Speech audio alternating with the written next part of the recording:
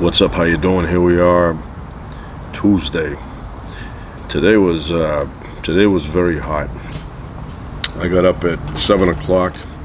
I was out here by 7:15, and it was very hot. Very hot today. But now it's nice, cool down. You have maybe a 2.5 mile an hour wind going by. Looks like west to east. And the end of the day, I'm gonna cook some souvlaki. I bought some beef tenderloin and some pork tenderloin, so we're gonna put that together in a little bit. But right now, I have a beer from France. This beer is imported from France, and it's called 1664 Kronenborg, I think. So nice beer. That's what it looks like. Remember, drink in moderation, and don't drink and drive. If you find yourself in a situation where you went out and you had a little bit too much, take Uber or a taxi. Take that home. Call up my friend Charlie DiGiovanni. He's a cab driver. Me and him are good friends. Mention my name, get 2% off. But always in moderation. So we're gonna try this out.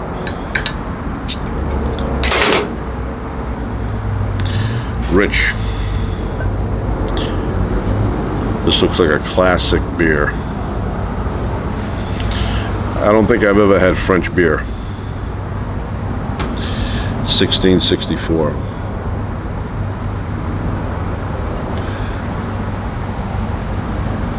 This is an average beer in terms of alcohol. It has 5%. So, good smell.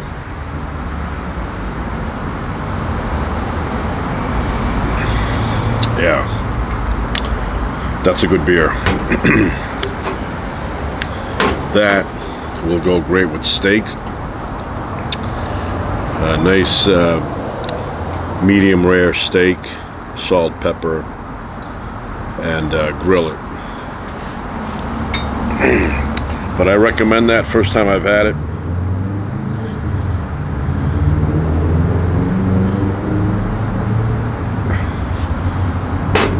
Yeah, not a bad beer. Nice and cold.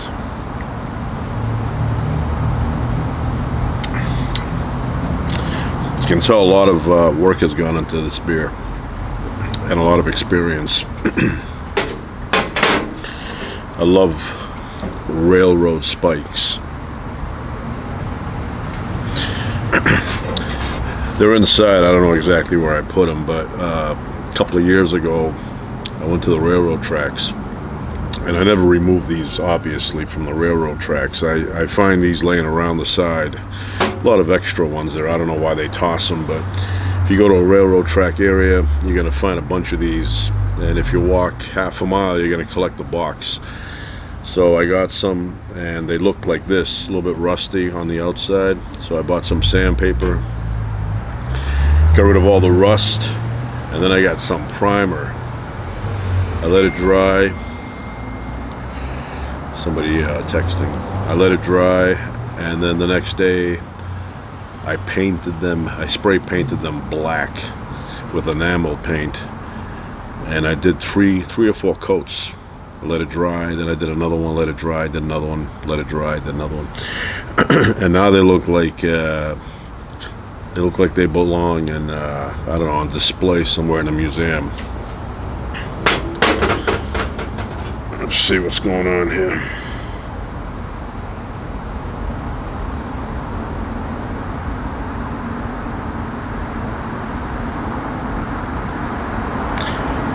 Yes. So yeah, perfect evening.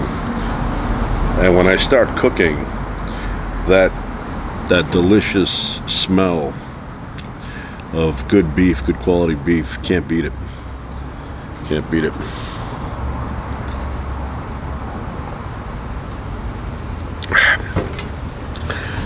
I find in my experience, the best place to have a meal is after you've been to the beach, at the beach, and I don't know, for some reason that makes you crave food a little bit more, and the food tastes a little bit better at the beach.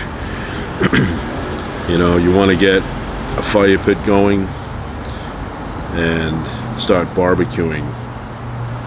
It just, I don't know, it opens up your appetite.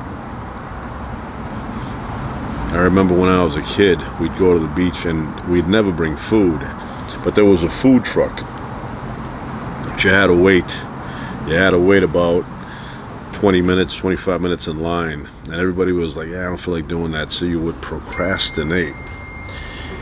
And eventually you'd say, okay, I'm gonna go. And you'd go and you'd get burgers and things like that, and you'd bring them back, and they tasted 10 times better. That and up on a mountain somewhere. You're up on a mountain and nice and crisp outside, fall time, early spring, and you get the fire going, throw some steaks on there, some nice New York steaks, New York strip, filet mignons, or ribeye. Ribeye is a good steak. Problem with ribeye for me is a bit too fatty. And not, I don't eat that, the fat. A lot of people eat that. They cut the fat and they eat it, but I don't eat the fat.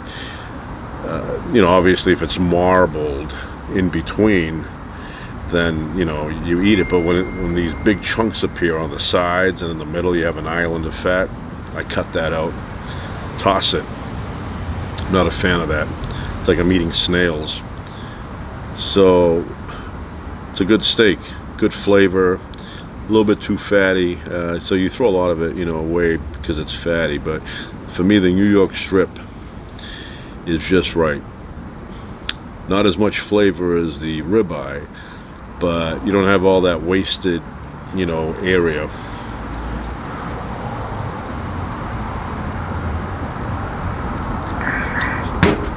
But those are really good cuts.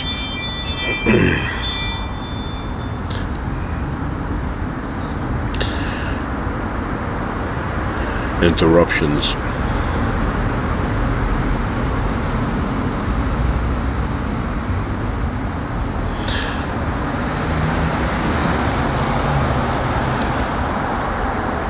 Hey, pork chops, very good. Hey, when you cook using real charcoal, like the wood, like oak, that has been toasted, and then you light it up again, and it gets the coals turn red, and you put a steak on there. Unbelievable, the flavor. I mean, we're used to cooking with propane, but in the old days when I was a kid, we went and got the charcoal. You'd light it up, you'd have to wait like a half hour for all of them to turn white, and then you toss on the steaks, and then you'd cook them nice and slow. Very, very, very good flavor. So Thursday, I'm going to go see Oppenheimer. Nuclear bomb, the atomic bomb. It's amazing how humanity, I mean, these things existed, the slicing, the splitting of an atom, but who knew about this in ancient times? Nobody. You couldn't even imagine that there was such a thing as an atom back then. They thought everything was just, what was it, earth, wind, fire, what was it, the basic ingredients that made things up, soil, earth, right?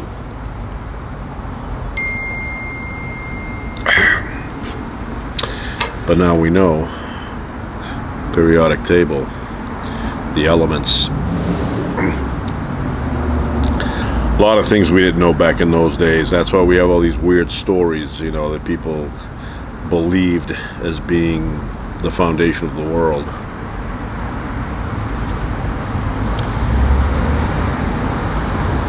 I like going out to the desert at night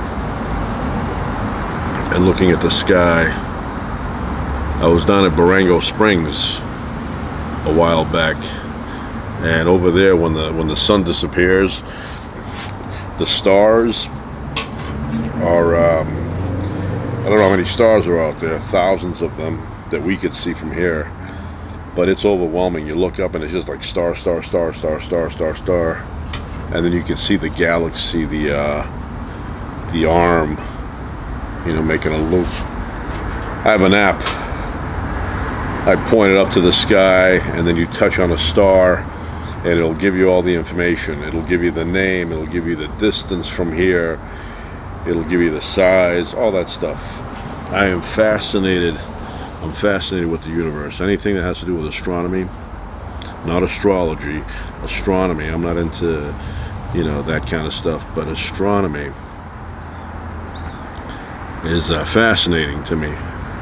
Ever since I was about that big, I've been very interested in the universe, space, all that. It's a fascinating thing. The more you think about it, the more it wraps your mind up in a knot. You start thinking about it, our existence, the universe's existence. And I've said this before, but when I was a kid, and to this day, I always wondered, what if there was nothing, including empty space? What if there was no reality of any kind anywhere, not just here, but anywhere? It's a weird thought, but I used to think that when I was a kid, and even now I think about it. I go, imagine if nothing existed. Imagine if there was nothing at all, no empty space. Because a lot of people, when they think of nothing, they think of an empty room, and they go, that's got nothing in it. But nothing is very strange when you think about it in terms of the entire universe. How could nothing even exist? I can comprehend empty space existing, like the universe is there, but there's nothing in it. It's just dark and nothing. And that's another weird thing. Where would that have come from if it was like that? And then you have all this matter that the universe contains, and even that to me is strange, where it came from. Where did all that come from? And of course there is a theory that the universe and the material within the universe always existed. Yeah, there's no beginning to it. It just changes format. So you may have a smaller universe that's expanding, and then you may have one that's dying out and gets recycled again inside black holes. And I don't even know if that can, happen. Black holes pull in all the matter, they reconfigure it, and then they blow up at some point and create a brand new beginning. I mean, what is the point of having all these black holes in every galaxy, and they're pulling things in like a vacuum, if at some point they're not squishing everything back together again and reformatting to create a brand new reality? But yeah, to me it's mind-boggling. Mind-boggling. It's crazy.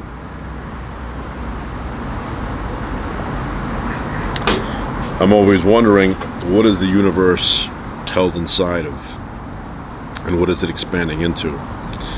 Now, the easy answer to that is that the universe is expanding into nothing, because it's creating everything as it goes, as it expands. It's creating, whatever it is that it's creating. But I don't accept that. That sounds like, nonsense. And for it to be infinite, that makes no sense either. I mean, if there was a beginning, as a lot of scientists believe, and that may not even be the case, maybe there was no beginning. How could you have something that begins and expands and then at some point becomes infinite? How do you get to infinite? And I was listening to Neil deGrasse Tyson, and he was saying that some infinities are bigger than others. That makes no sense. I think they make these things up. Sounds very profound, and they say, I'm going to say that on TV, because he was saying that there are infinities that can be bigger than other infinities. Well, infinity is infinity. So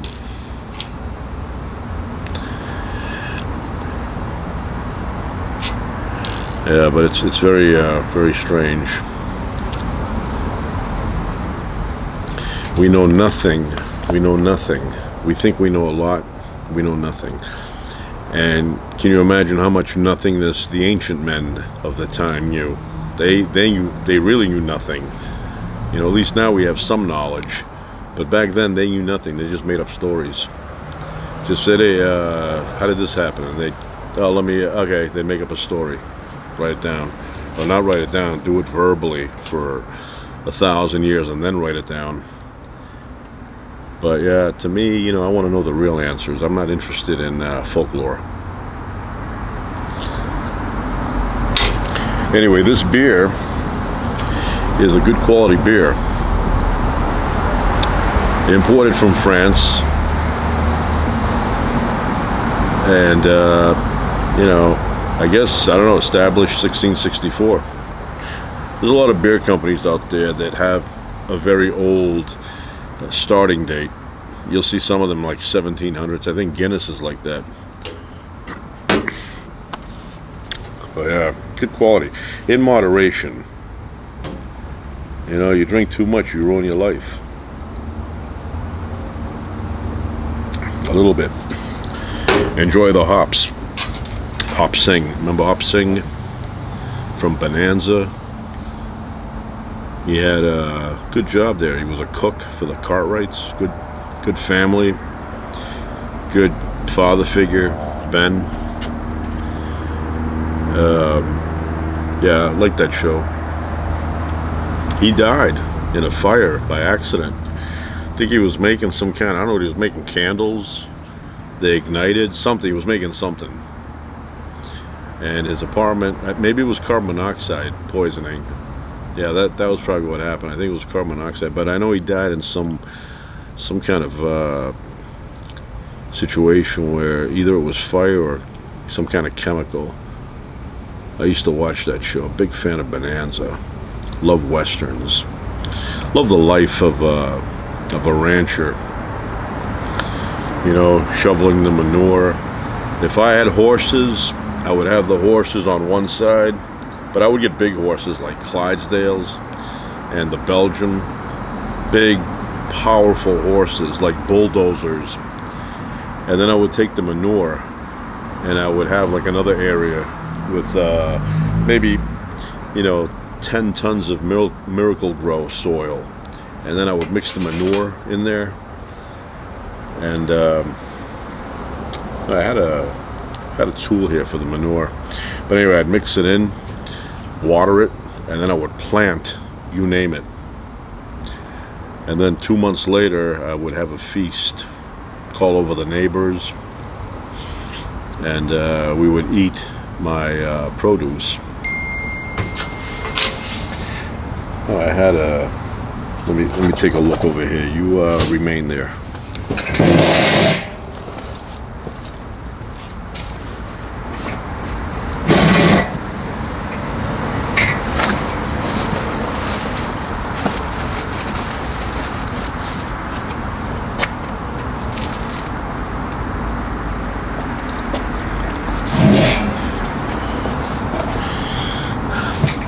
Yeah, I think I brought it inside. I had a nice tool. It's like a manual backhoe. So I got that. I got it for the desert. When I go out there, I like to open up holes in the ground. I have a shovel, but the shovel I have is big, and the desert, the ground is very rocky at places. You know, it's sand and rock. So you can't really open up a nice hole. So I got a smaller shovel that is able to maneuver around the big rocks there. So yeah.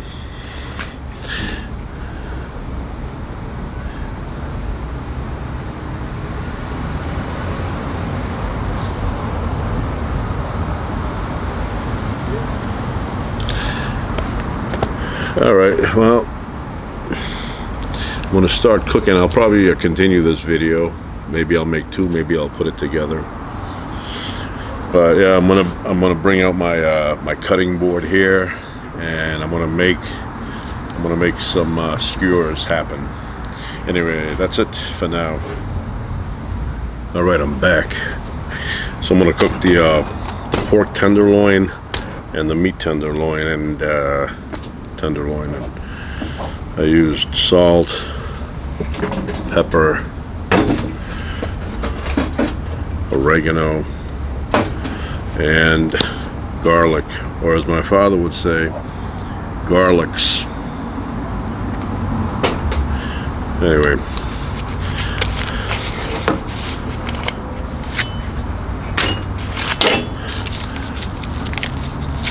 it's starting to get dark. Another day, another day.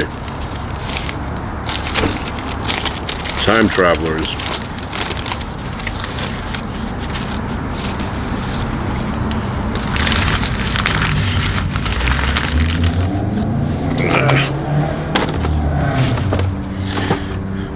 So this is a very good cut of beef.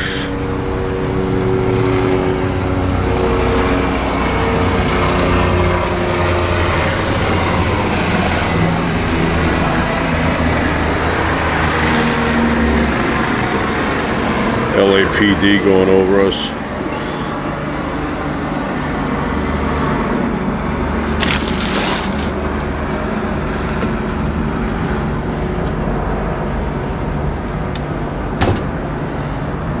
So we're going to cut these pieces rather small.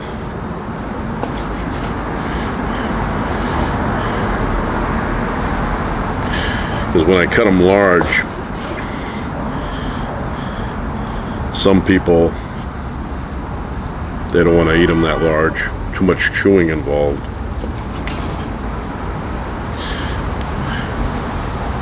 And I put a little olive oil in there, so we're going to mix everything up.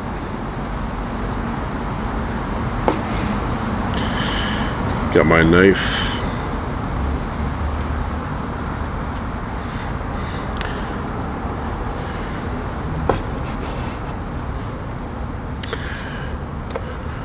Perfect night for campfire stories.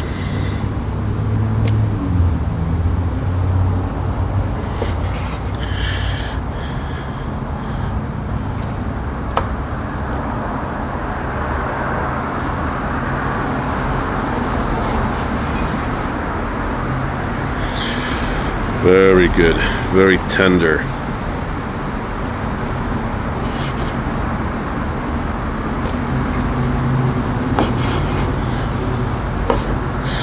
All right, so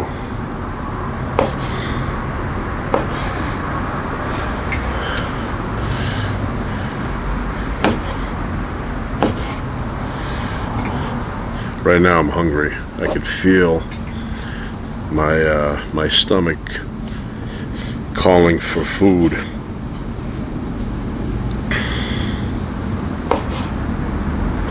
Remember years ago, your parents, they would say, hey, finish your meal, they're starving in China. Even John Lennon, who looked like he was starving sometimes, but he wasn't. But anyway, even John Lennon, he has a song, they're starving back in China, so finish what you got. That's one of the lyrics. What is it? Nobody told me? So,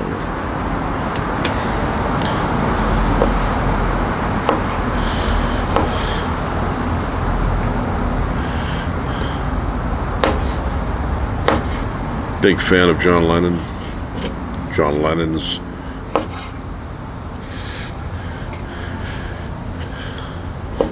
Remember when that documentary came out? Imagine, was it? I went and saw that.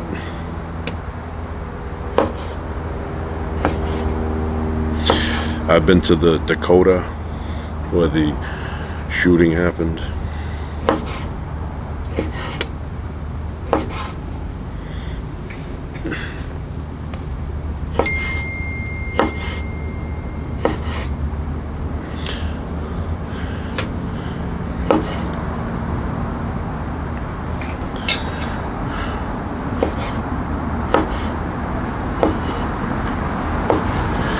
All right,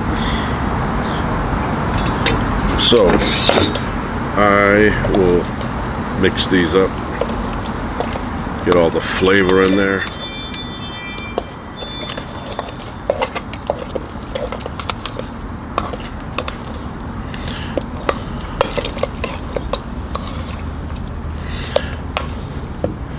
I saw this, what was it, Dr. Phil or something? He had a guy on. He eats all his meat raw, all of it. It doesn't matter what it is, raw.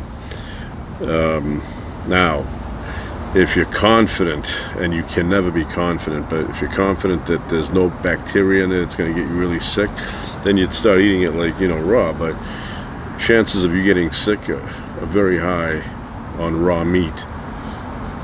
You at least have to cook the outside well. The inside, on meat, steaks, things like that, bacteria cannot penetrate, like chicken, but you still have to cook the outside at a good temperature. Eat it raw like this, you never know what's on there.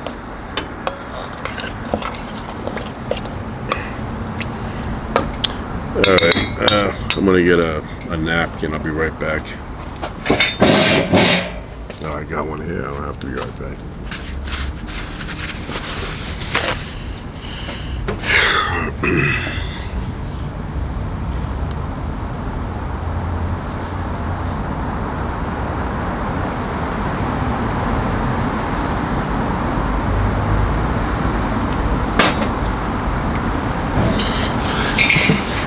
All right,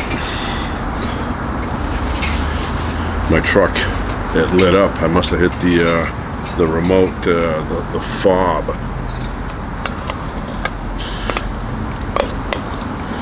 Had a crazy situation. What was it, like a year and a half ago? I didn't have the fob with me, and I went far. And you say, how did you go without a fob? Well, my wife had the fob in her pocketbook, and I dropped her off.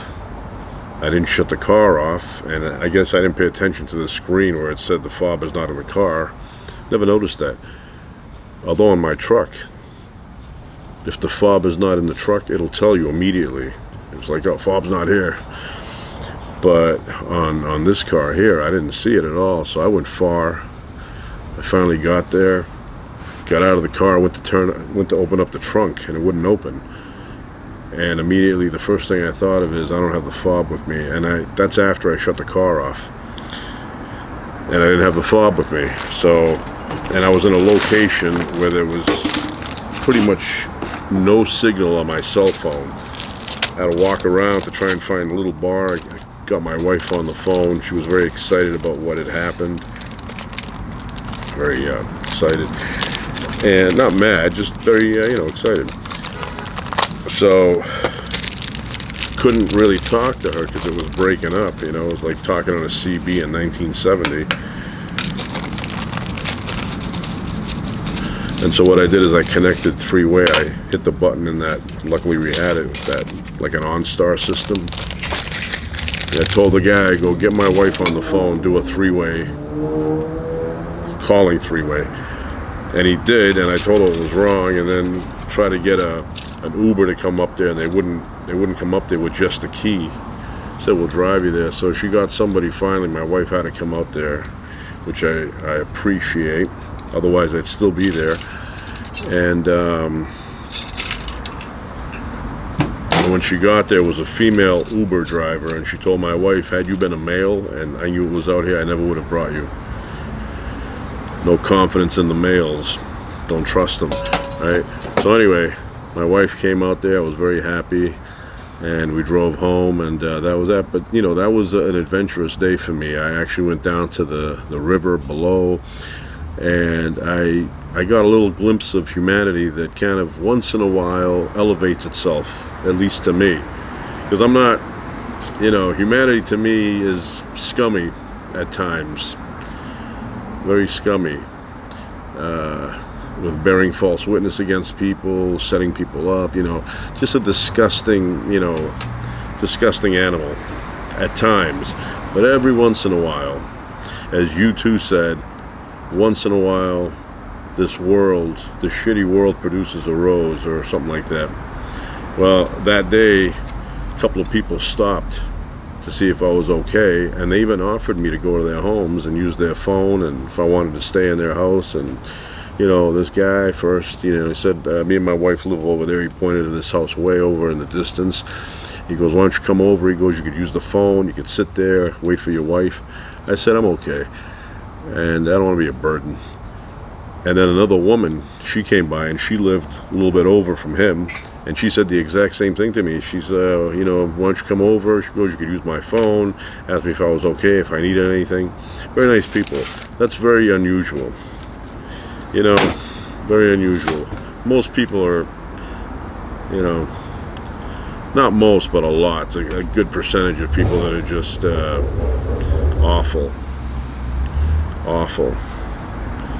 Self-centered. They'll sell you out. They'll set you up. They'll, you know, slander you. You know, I'm just saying in general, not specifically anybody, but just in general. That's how people are. Not everybody, obviously. A lot of good people in the world, but there's also a lot of scum.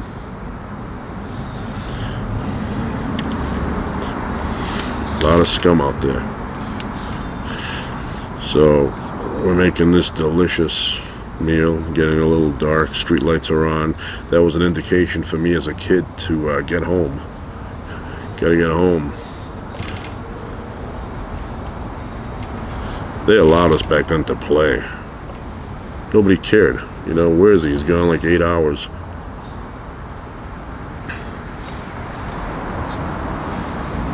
And I liked it that way.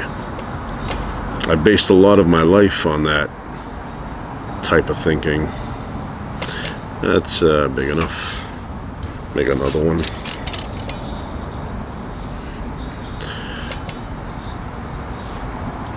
Yeah, back then it was like, I gotta go home. Lights are on. A lot of kids playing stickball in the street. That was a big thing, stickball. In my time, kickball. Kickball was king. Nobody plays kickball anymore. Now they get on an app. They get an app that plays kickball. But yeah, we played kickball. We did that thing with the rope. You'd start it low, you'd jump over it. Then, you know, every time you completed a round of jumping, it would go up a few inches.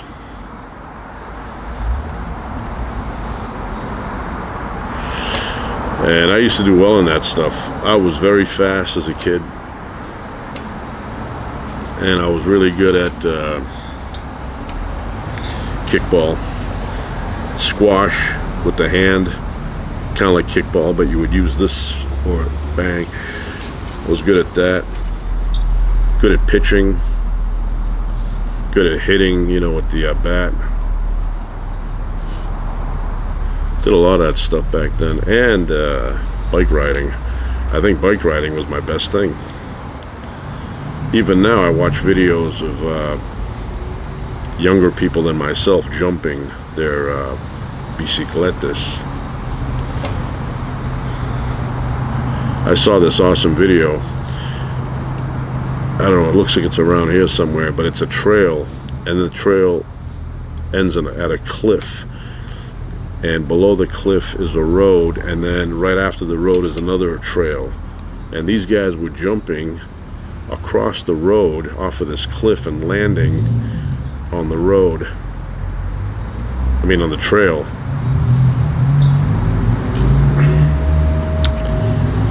Very dangerous looking. I mean, when it's done right, nice and smooth, you land perfectly, no injury, nothing. But if you miss it by, you know, a few inches, you're gonna break something. You might even break your neck.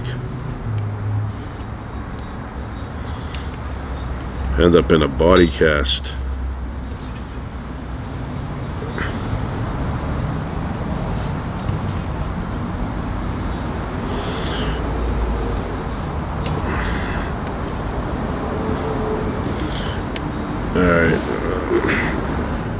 Alright, I'm back like magic.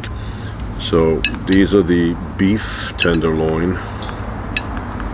These are going to be very tasty. And I'm going to put them over here and get them out of the way.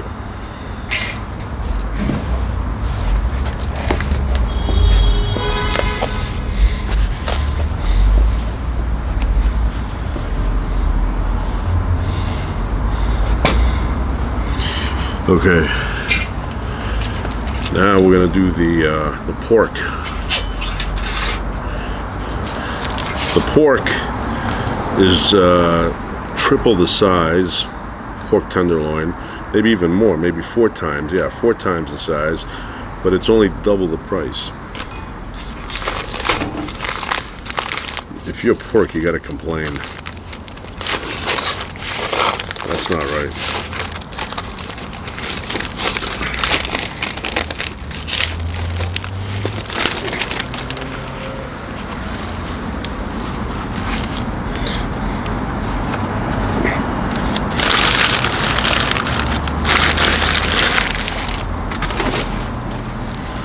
Wow, it's a lot of pork. Yeah, this tenderloin. So maybe these will cut a little bit thicker. Otherwise, we're going to be here about 8 years. We'll see. Yeah, I have a, never mind 4 times. I think it's probably 6 times the weight. 6 times the weight, double the price. So why not eat only pork? Because beef tastes better.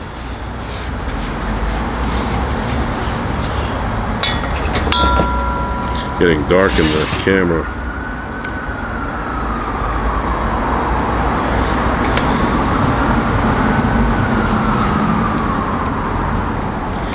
All right, we begin.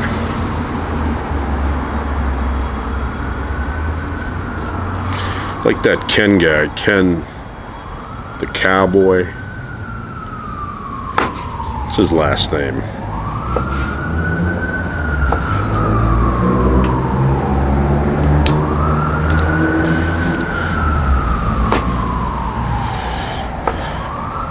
Ken.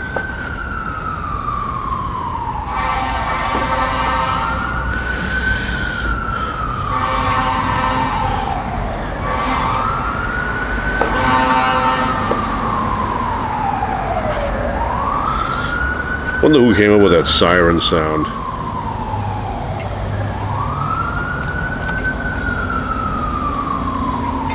Sounds like the earth crying.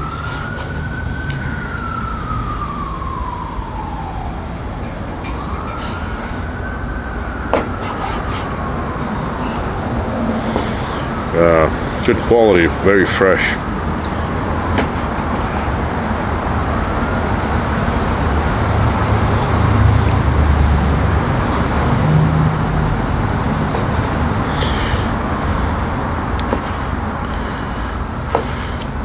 I see these Japanese fishermen. This culture, Japanese culture, very talented from a lot of things. Cooking, the way they fillet fish, just talent. And the other thing, the way they cook, did I say that already? Carpentry. Carpentry is second to none. Great talent. It's like everything they do is like a Mr. Miyagi style. You know, but their carpentry, you can't touch it.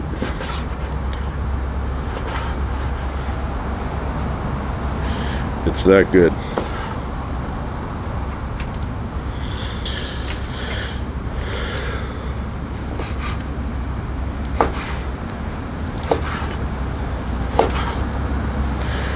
Cut stuff in the darkness, you may cut a finger by accident. So.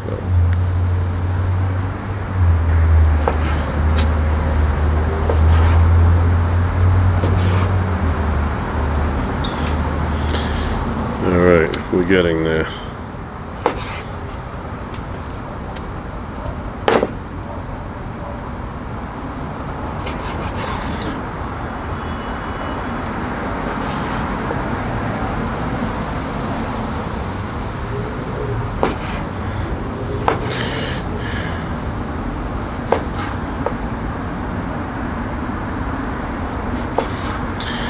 All right, well, that's it. I'm gonna skewer these up. I want to put them on the fire there, and I'm gonna cook them. So we're gonna close out right now.